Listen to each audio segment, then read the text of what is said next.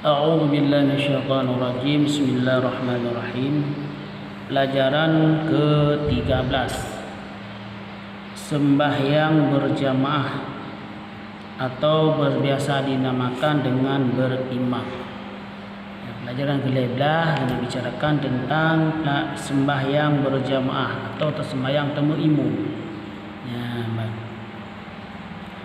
Adalah mengerjakan sembahyang berjamaah fardu kifayah atas laki-laki yang mukallaf.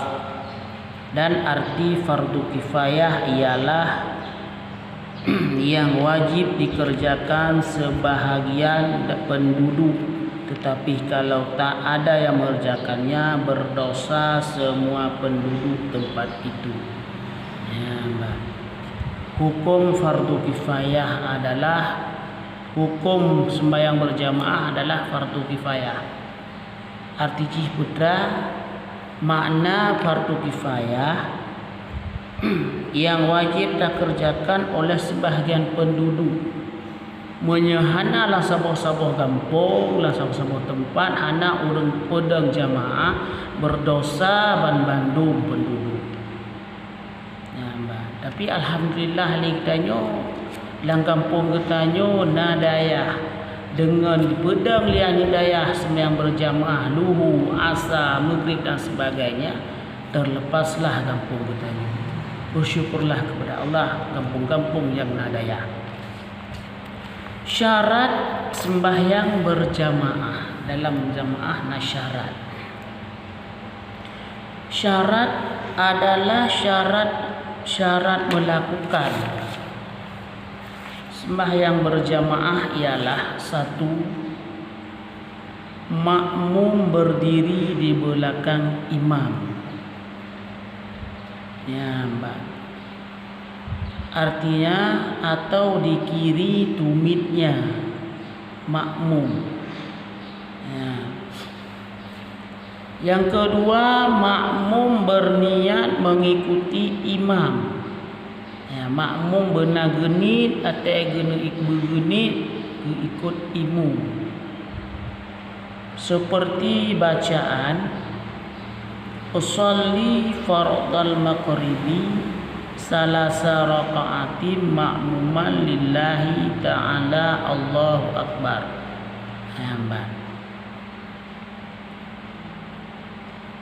Mesti benar tani lon ikut imam. Arti makmuman mengikut imam. Mengikut imam wajibnya apabila itu tak berjamaah. Kemudian yang ketiga, syarat sembahyang berjamaah makmum membaca takbiratul ihram setelah imam selesai membacanya. Baik musiga. Segala sesuatu gerak-gerik dalam sembahyang baik musiga dengan imam. Begitu imam kagak baca Allahu Akbar, begitu baru tanya bergerak. Baik musiga dengan imam gerak-gerik dalam sembahyang. Yang keempat, makmum mengetahui perbuatan imam. Segala sesuatu pun boleh makmum begitu pun. Yang kelima, bagus bacaan imam seperti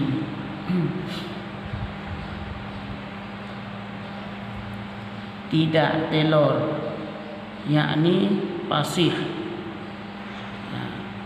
Jadi bagi imam-imam yang bagus bacaan, berpasih bacaan, apabila nak imam yang hana pasih bacaan, lagi kitanya hanya tu ikut imam tersebut. Yang keenam, jarak imam dan makmum tidak lebih dari 300 hasta pada lain dari masjid. Jadi antara makmum dengan imam hanya lebih jarak aji ler tu hasta. Kemudian dan sebaik-baiknya kalau hanya seorang makmum ia berdiri di kanan imam. Dan kalau 2 atau lebih maka berdiri di belakang imam. Tapi 2 di tanda berjamaah. Nah 2 orang nak berjamaah. Yang sebaik-baik kita ada adalah pahra ulun imam. Menyerame berarti dekat imam. Ya, baik. Kemudian dan jikalau makmum mendengar imam membaca surah, maka makmum diam sahaja. Ya, kita baca apa? Tadi sunat dengar imam baca surat. Tidak usah membaca surat lain. Ya. Hanya baca Fatihah saja. Ya, baik. Apabila tunggu imam kagak baca ayat, dia katanya dah baca Fatihah. Le dah baca Fatihah, mantang untuk imam membaca ayat tadi ke mantang sunat dengar ayat tunggu imam. Kemudian dan makmum yang ketinggalan atau masbuk tetapi dapat sama rukuk serta imam, ia dikira mendapat 1 rakaat. Tanya julatro begitu tu hana ada membaca Fatihah lo. Begitu takbir Allahu Akbar takbir.